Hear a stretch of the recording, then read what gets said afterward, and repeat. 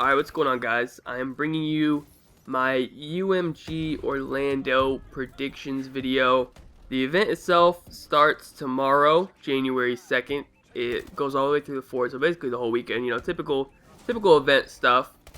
Now, it's going to be exactly like Columbus as far as the style of the event is laid out.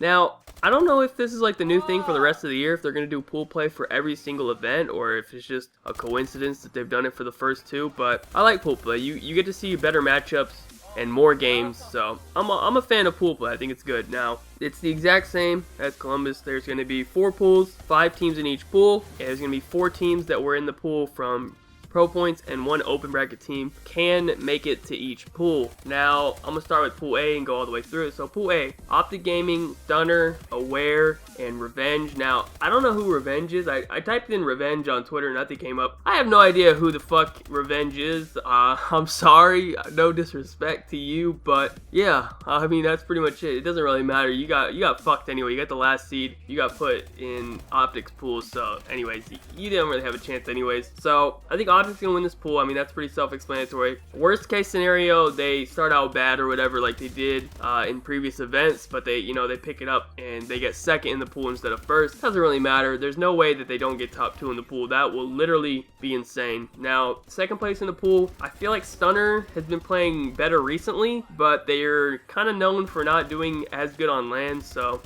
Aware should get second, but at the same time, I wouldn't surprise me at all if Stunner actually, showed up at land this event and got a second. But either way, I think Optic pretty much locked up at least one spot, and the other spot is either Stunner or Aware. Pool B, we have FaZe, TK, SB, and ISO. I think FaZe is pretty much a lock for, either the first or the second spot. I can see them choking as well. It doesn't really matter. I think TK should get the spot over SB, but it wouldn't surprise me if SB did end up getting the spot, and if it was FaZe and SB, but I think FaZe should pretty much get a spot no matter what. You only have to get top 2. What seed you are doesn't matter that much. Now, Pool C, we have Denial, Envy, Rise, and Synergy. I think Denial and Envy are pretty much locks at this pool, to be honest, but Rise could sneak in there over Envy, maybe. Envy isn't playing up to their potential. I think they should be a way better team than what they're showing with the rosters they have, but I don't know, they just have some issues or whatever. Rise, they're okay. I mean, they're not terrible. I feel like they can maybe sneak in there, It's not a high possibility, but, it could happen. Now we have Pool D, Justice. This is the hardest pool, without a doubt. Justice, Prophecy, Optic Nation, and Elevate. Like, just think about that. That's a lot of,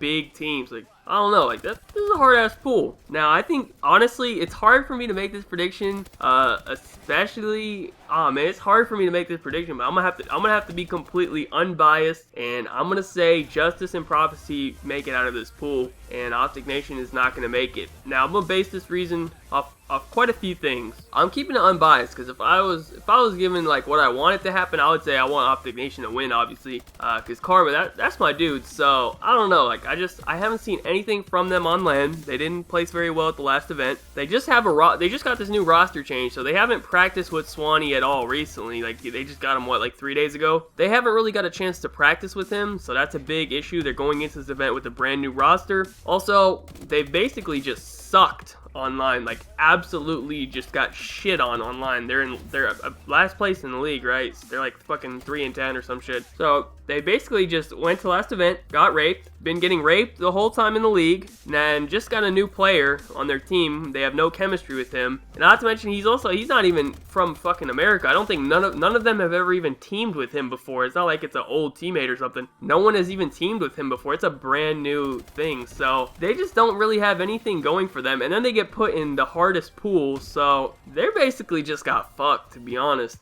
That's pretty much the basics. I don't know, they just got put in a bad spot. Elevate, oh man, one more thing. If you watch TP's prediction video, he doesn't even predict them to get first place in the pool. Their own players don't have enough. He thinks they can maybe barely beat Prophecy and get second in the pool. Come on, man. Their own players don't even have confidence in their team. I can't put confidence into their team, you know what I mean? It starts with the players. The same thing with Elevate. Killa literally tweets out every day how much his team sucks.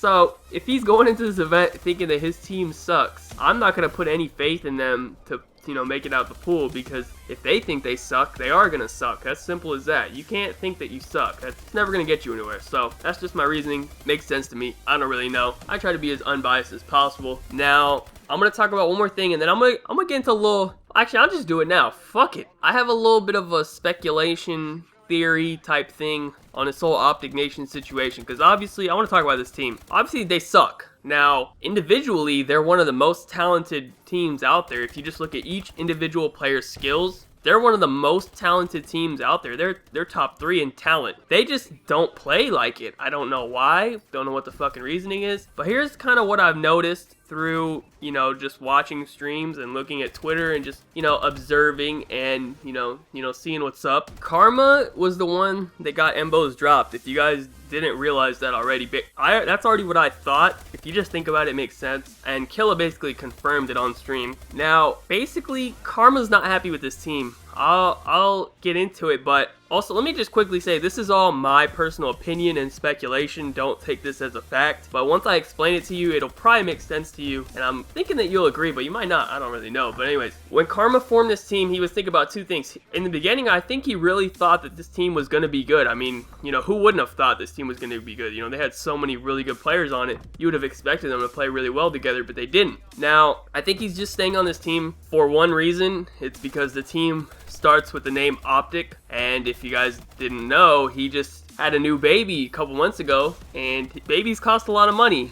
and playing for Optic gets you a lot of money. So that's what I think is the situation. Now, here's what's going to happen in the future, in my opinion. There's 2 things that's going to happen. Now, as you guys know, Embos got dropped from Optic Nation, but he's still, for whatever reason, a part of the Optic organization. Here's what's going to happen. If you guys haven't noticed another thing, Karma never changed his Twitter to Optic Karma. He kept it as Karma 2 rings. Now I'm going to go into that. Obviously, those are his 2 COD Champs rings. He's a 2-time world champion. He's the only one in the world. That means the most to him out of anything. Just think about it. If he would have changed his name to Optic Karma, he could have got another fucking 50k followers by now. But he didn't. He kept it as Karma 2 rings because he doesn't care about that. It means like the world to him that he's a 2-time world champion. He's the only one. This next COD Champs, this team, Optic Nation, obviously has no chance of winning it with the way they're playing right now. Either A, he's going to get full control of this team and he's going to get a brand new team, whoever he wants. Or B, he's leaving this team and Embos is going to come back to the team and become captain once again. That's what's happening. Just from my speculation and what I've seen and what I just told you, the little clues I gave you or whatever, that's what I think's going to happen.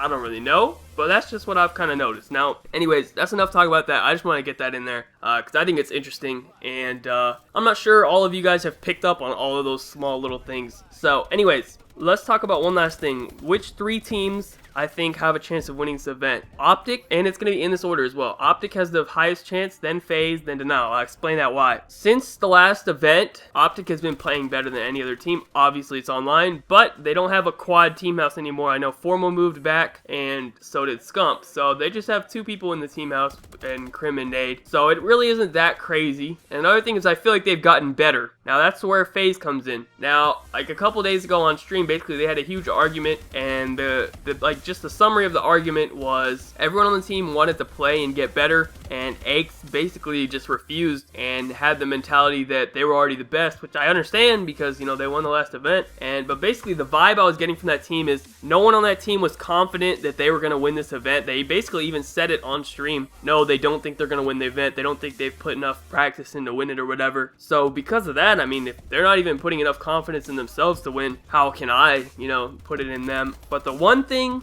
that still gives me a little bit of hope for this team is Aches' hand. If you look at the stats, I don't care what anybody says that maybe he played better, maybe it didn't bother him, maybe it did, whatever the reasoning may have been. If you look at the simple stats, the first day his KD was like 0.2 higher than it was the rest of the tournament after he fucked up his hand. So it obviously affected him for some reason, you know what I mean? So what that tells me is that FaZe won that event and they weren't even at their best. Their best player on the team couldn't even play that well. So that tells me that FaZe can actually be better than what they were. So that gives them a little bit of a chance. Now, the last team is Denial. The only thing, I don't know, man, Denial They're the team. They're the old TK. That's what they're suffering from, the old TK syndrome, where they do really well all weekend, and they come up to Championship Sunday and they just don't do well. They don't win. You know, TK plays second for an entire year, like, you know, most of Black Ops 2 and then the beginning of Ghost. You know, they got second like every event. That's what I see with Denial. They're a really good team. They always play really well, but you know, on that last Championship Sunday, they just, you know, can't pull through.